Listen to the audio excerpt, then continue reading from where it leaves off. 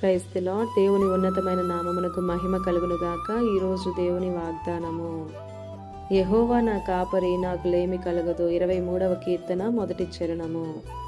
ఈ ఉదయకాల సమయంలో భక్తుడైనటువంటి దావీదు అంటున్నాడు, యెహోవా నా కాపరి, నాకు లేమి కలగదు అని. వాగ్దానం వింటున్నటువంటి మనము కూడా చెప్పగలగాలి, దేవుడే మనకు కాపరిగా ఉన్నాడు, మనకి ఏమీ కలగదు అని.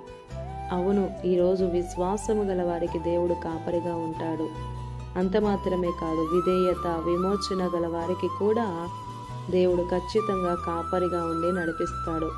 వాగ్దానం వింటున్న ప్రియ సహోదరుడా, సహోదరి, దేవుడే నీకు కాపరిగా ఉండాలంటే ముందు నీవు దేవుని గొర్రెగా మారాలి. అంటే భద్రత, పోషణ, గమ్యం కోసం పూర్తిగా దేవుని మీద ఆధారపడిపోవాలి. ఆయననే అనుసరించాలి, వినయం కలిగి జీవించాలి, పరిశుద్ధత కలిగి జీవించాలి.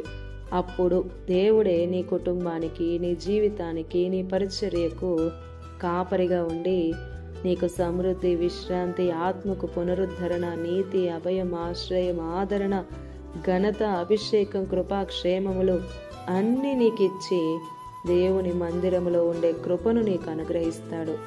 ఇలా దేవుడు కాపరిగా ఉండి నడిపిస్తే ఇంకేం కావాలి చెప్పండి మనకి. కాబట్టి దేవుడే మనకు కాపరిగా ఉండాలి అని కోరుకోండి, ఖచ్చితంగా ఉంటాడు. ఆమేన్.